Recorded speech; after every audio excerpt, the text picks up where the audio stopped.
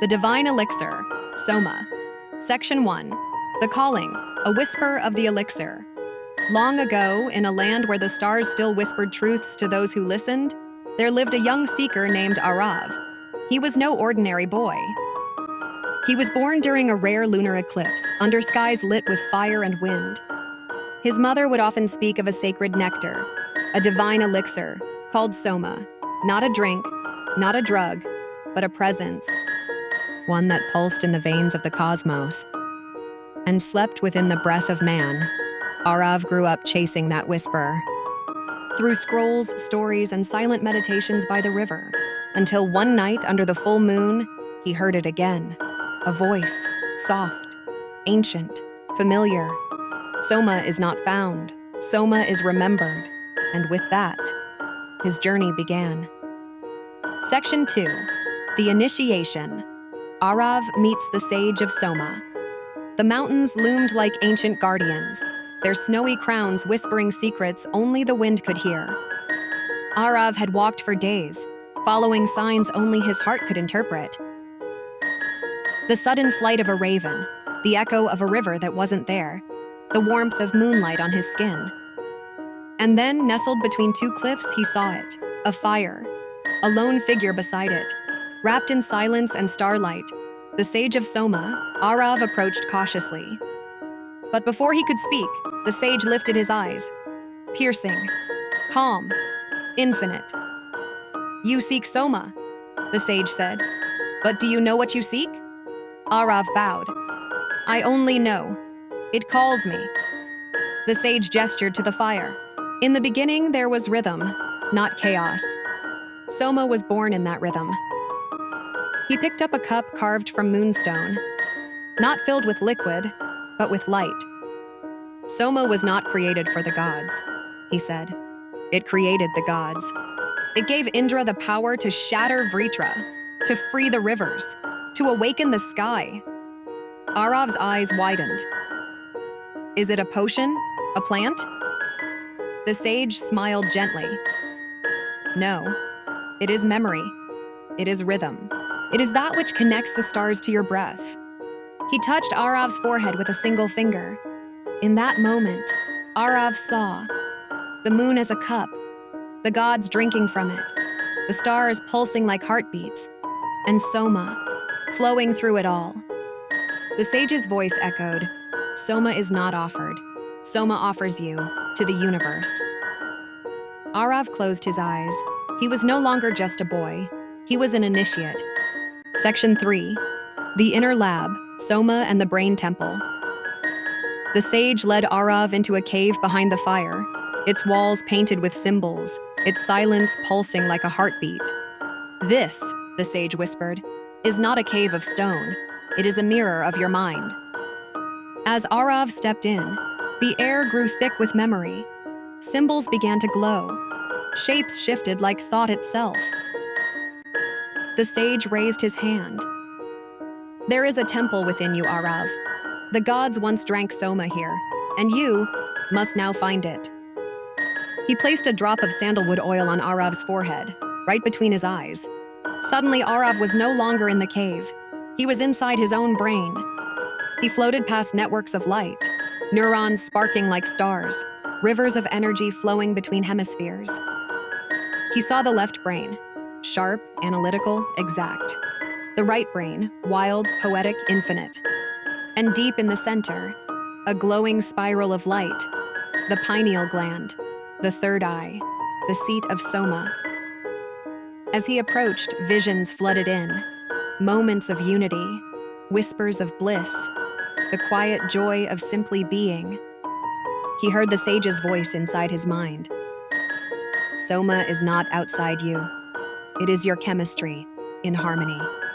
It is serotonin in joy, melatonin in sleep, and the sacred DMT that speaks when ego fades." The spiral pulsed. Then, stillness. In that silence, Arav felt everything.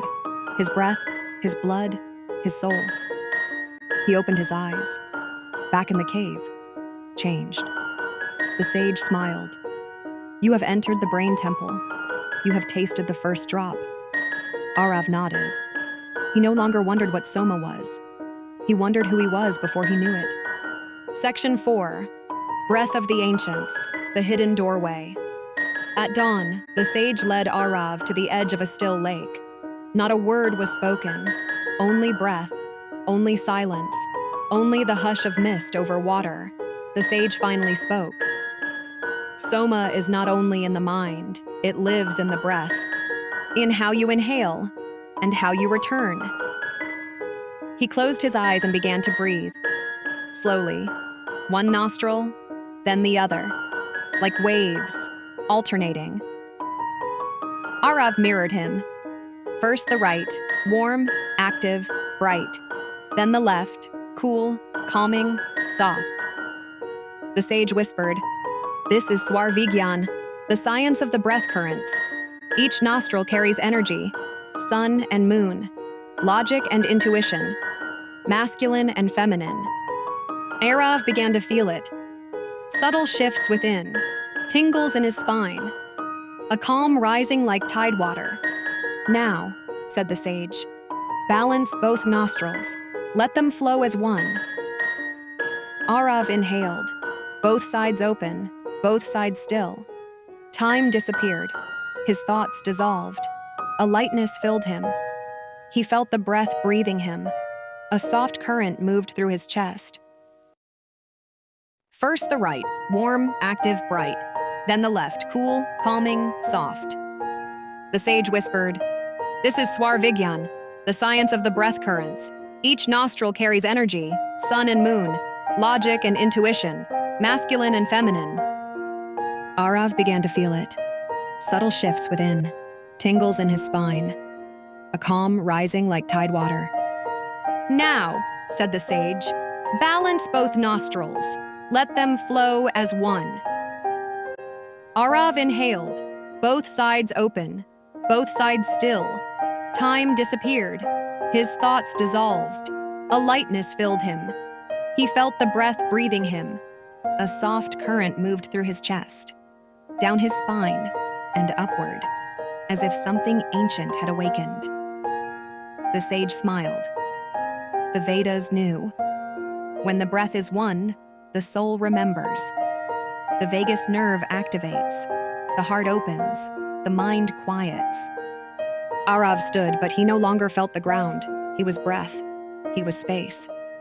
He was the doorway, and Soma had begun to flow. Section 5. Dance with the Moon. Cycles of Light and Shadow. That night, Arav stood alone under the open sky. The moon had risen, full, glowing, alive. Its reflection rippled in the lake like a silent song. The sage's voice echoed in his memory. "Soma, the divine elixir, flows with the moon." He looked up. Each phase, new, crescent, half, full, spoke of something deeper, not just in the sky, but within. The sage had told him, "The moon is the sacred vessel of Soma, the divine elixir. As it waxes, your energy rises. As it wanes, reflection begins." This is not astronomy. It is inner alchemy.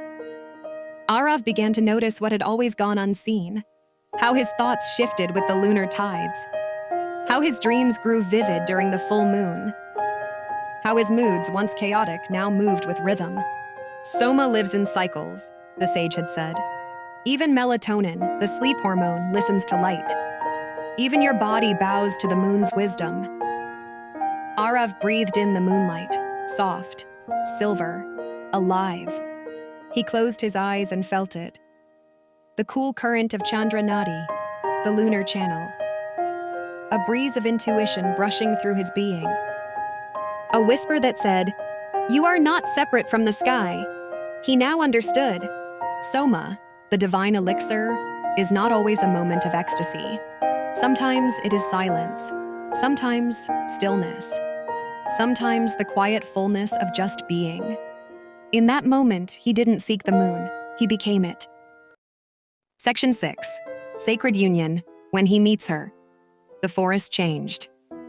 No longer wild and vast, but soft, intimate, as if it had drawn inward, just like him. Arav walked a narrow path through flowering trees, and there, in a clearing bathed in twilight, she stood, not a goddess, not a girl, but a presence. Both familiar and unknown.